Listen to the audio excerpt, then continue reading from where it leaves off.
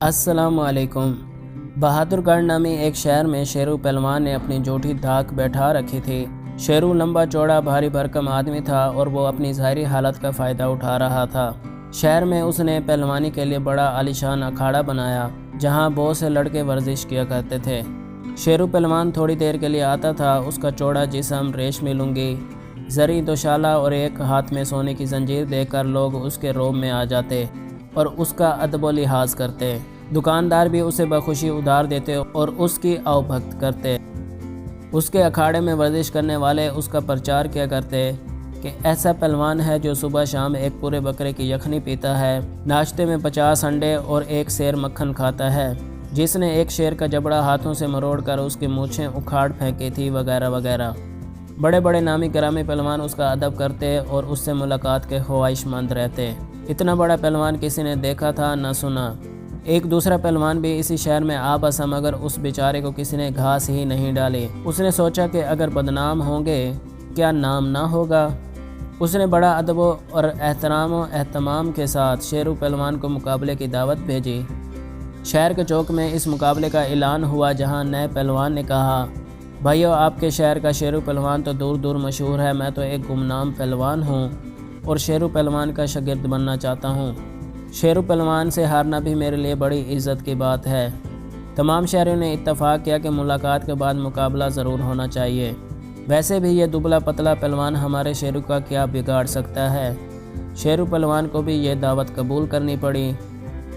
نئے پہلوان پر زبردست روب ڈالنے کے لیے شیرو پہلوان کے شاگردوں نے زبردست جلوس نکالا۔ شیرو کو زرق برق لباس پہنا کر ہاتھی پر بٹھایا۔ بینڈ باجے کے ساتھ جلوس گشت پر نکلا۔ 10-15 شاگرد آگے آگے بھنگڑا ڈال رہے تھے اور باقی 15-20 شاگرد لہک لہک کر گانا گا رہے تھے۔ ہمارا شیرو جیتے گا، جیتے گا بھائی جیتے گا، سامنے جو بھی آئے گا اپنے منہ کی کھائے گا، ہمارا شیرو جیتے گا، جیتے گا بھائی جیتے گا۔ بازاروں اور گلیوں کو سجایا گیا۔ یہ سب باتیں نئے پہلوان کی ہمت پست کرنے کے لیے کافی تھی۔ نئے پہلوان نے اکھاڑے میں اتر کر بڑے ادب سے شیرو کو سلام کیا، جھک کر ہاتھ ملایا۔ دونوں پہلوان ایک دوسرے گرد چکر کاٹنے لگے اور مناسب دو پیچ تلاش کرتے رہے۔ یکا یک نئے پہلوان نے شیرو کو اپنے کندھے پر اٹھایا اور بوری کی طرح دھڑام سے فرش پر پھینک دیا۔ شیرو کی ساری شیخی دھری رہ گئی۔ تماشائیوں نے نعرہ لگایا، غرور کا سر نیچا، غرور کا سر نیچا۔ شیرو دیر تک زمین پر پڑا رہا۔ اس کے شاگردوں نے اس کا زرعی دوشالہ اوپر ڈال دیا۔ اگلے دن سے شیرو شہر میں کہیں نظر نہیں آیا۔ بیچارہ کس منہ سے نظر آتا۔ یہ ہوتا ہے جھوٹ، شیخی اور بڑے بول کا انجام۔ اسی شہر میں ایک اور آدمی سکندر خان نام کا رہتا تھا، جس کی بزدلی سارے شہر میں مشہور تھی۔ شہر میں اس کی عمارتی لکڑی کی دکان تھی اور جلانے والی لکڑی کی ٹال بھی تھی، مگر تھا وہ بڑا ڈرپوک، اس لیے لوگ اس کے ڈرپوک ہونے کا فائدہ اٹھاتے تھے۔ ایک چھوٹا سا قصہ سکندر خان کو بھی مل گیا، جو اس نے غنیمت جانا۔ جنگل کے اگلے سرے پر ایک گاؤں تھا جہاں سکندر خان کی بہن رہتی تھی۔ اس نے سوچا رات بہن کے گھر گزاری جائے، تھوڑا سا آرام مل جائے گا۔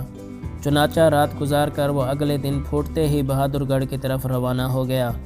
آدھ گھنٹے کے بعد وہ ندی کے کنارے پہنچا تو گھاس پر ایک شیر کو لیٹا دیکھ کر اس کے اوستان خطا ہو گئے۔ کچھ سمجھ میں نہیں آیا، وہ ایک جھاڑی کے پیچھے دبک کر بیٹھ گیا۔ دیر تک دم سادے بیٹھا رہا، مگر شیر کے جسم میں کوئی جنبش نہیں ہوئی، بلکہ دن نکلتے ہی 2-4 گدھ اس پر آن بیٹھے۔ سکندر خان کو جب پکا یقین ہو گیا کہ شیر مر چکا ہے تو وہ اٹھا، قریب جا کر دیکھا تو شیر کے گلے کے پاس 2 گولیوں کے نشان تھے۔ اس نے سوچا ضرور کسی شکاری نے رات کو اسے نشانہ بنایا ہے۔ شیر جہاں تک بھاگ سکتا تھا بھاگا ہوگا اور ندی کے قریب آ کر دم توڑ دیا۔ سکندر کے دماغ میں ایک ترکیب آئی۔ اس نے جیب سے چاقو نکالا اور شیر کی کھال اتاری۔ کھال کو ندی کے پانی سے دھو کر صاف کیا اور اسے کاندھے پر ڈال کر شہر کی طرف چل دیا۔ شہر پہنچتے پہنچتے دن پوری طرح نکل چکا تھا۔ بازاروں میں چہل پہل شروع ہو گئی تھی۔ لوگوں نے سکندر خان کو کاندھے پر شیر کی تازہ کھال ڈالے آتے دیکھا تو حیران رہ گئے۔ لوگ یہی سمجھے کہ انہوں نے سکندر خان کو غلط سمجھا۔ بزدل لگتا تھا مگر نکلا بہت بہادر۔ اس سے بڑا ثبوت اور کیا ہو سکتا ہے کہ اس نے رات بھر شیر کا مقابلہ کیا اور خالی ہاتھوں شیر کو مار ڈالا۔ لوگوں نے سکندر خان کو گود میں اٹھا لیا، پھولوں کے ہار پہنائے اور جلوس کی شکل میں اس کے گھر لے گئے۔ اس دن سے سارے شہر میں سکندر خان کی بہادری کے چرچے ہونے لگے۔ سکندر خان کو کسی پرچار کی ضرورت ہی نہیں تھی، مگر اس بہادری کی حقیقت صرف اسی ہی کو معلوم تھی۔ اگر وہ گولیوں کے نشان دکھا کر سچ سچ بتاتا کہ بھائیو یہ شیر تو مرا پڑا تھا، میں نے مردہ شیر کی کھال اتار لی، تو اس کی بنی ہوئی عزت مٹی میں مل جاتی۔ تو دوستو، یہ ہوتا ہے جھوٹ سچ آدھا آدھا۔ امید کرتا ہوں آج کی یہ ویڈیو آپ کو اچھی لگی ہوگی۔ اگر اچھی لگے تو چینل کو سبسکرائب کر دیں اور ویڈیو کو لائک کر دیں اور دوستوں کے ساتھ شیئر کرنا